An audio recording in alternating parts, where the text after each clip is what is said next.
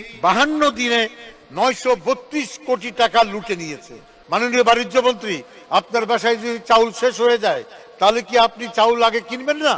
কতিপয় ব্যবসায়ীর কাছে কি সরকার, প্রশাসন, সাধারণ মানুষ জিম্মি আজ? মাননীয় স্পিকার, বাজেট প্রস্তাবে অঙ্কের যাই থাকুক না কেন কিছু রদবদল করতেই হবে। যে কোনো মূল্যে নিত্যপণ্যের বাজার নিয়ন্ত্রণ করতে হবে, মূল্যস্ফীতি কমাতেই হবে, সাধারণ মানুষের ক্রয় ক্ষমতা ধরে রাখতেই হবে, বিদ্যুৎ সরবরাহ নিরবচ্ছিন্নভাবে দিতে হবে, সামষ্টিক অর্থনীতিতে স্থিতিশীলতা ফিরিয়ে আনতে হবে। মাননীয় স্পিকার, বাজারের দ্রব্যমূল্যের ঊর্ধ্বগতির জন্য সাধারণ মানুষের নাভিশ্বাস উঠেছে। কতিপয় ব্যবসায়ীর কাছে কি সরকার, প্রশাসন, সাধারণ মানুষ জিম্মি আজ? বাজার সিন্ডিকেটের কারণে রংপুরের 15-20 টাকার তরমুজ ঢাকাতে 200 টাকায় বিক্রি হয়, যার দ্রব্যমূল্য এই দশা। কেন পেঁয়াজের এলসি ওপেন করতে দেরি হলো? মাননীয় বাণিজ্য মন্ত্রী, আপনার বাসায় যদি চাউল শেষ হয়ে যায় তাহলে কি আপনি চাউল আগে কিনবেন না? কেন চাউল কিনতে দেরি হলো আপনার? এই যে এলসি ওপেন করতে দেরি হলো এবং সেই কয়েকদিনের চড়া দামের যে পেঁয়াজ কিনতে হলো আমাদেরকে, তাতে কত টাকা ব্যবসায়ীরা লুট করলো তার ভাগ কি কেউ পেয়েছে? কারা পেয়েছে জানতে চাই আমি, মাননীয় স্পিকার।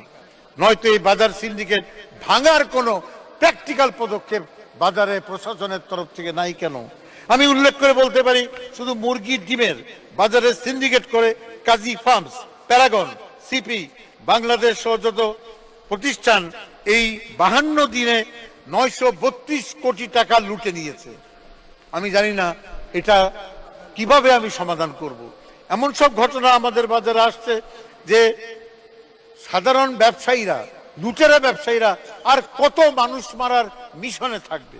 এরকম একটি পরিস্থিতি দেখে মনে হচ্ছে এই বাজেটে মূল্যস্ফীতি কমানোর জন্য কোনো দিক নির্দেশনা তেমন নাই, পরিষ্কার পরিচ্ছন্ন কোনো পদক্ষেপ নাই। মনে হচ্ছে স্বয়ংক্রিয়ভাবে মূল্যস্ফীতি কমে আসবে। তা হয় না। বাজেট মূল্যস্ফীতি 6% ধরে রাখার কথা বলা হয়েছে। মাননীয় স্পিকার, আমাকে একটু সময় দিয়েন। একটা খুবই কষ্টকর 6% আনা, কিন্তু 10% দিকে 7-এর ধারে কাছে আনা সম্ভব। মাননীয় স্পিকার, আমি প্রধানমন্ত্রীর দৃষ্টি আকর্ষণ করে বলবো যে নিত্যপণ্যের যা আমদানি করা হয় তার উপরে রেগুলেটরি শুল্ক আর শুল্ক সাময়িক কালের জন্য মাফ করে দেন, তদারকি বাড়ান, পিসিবির পরিধি আরো বাড়ান, বরাদ্দ দেন এবং এর জন্য উন্নয়ন প্রকল্প কিছুটা কাটছাট করে সংকোচনমূলক মুদ্রানীতি অনুসরণ করুন। নিধি সুদ হার মার্কেটের সঙ্গে সামঞ্জস্য রাখুন। আজকে ঘোষণা হয়েছে ডলার রেট একসঙ্গে এক রেট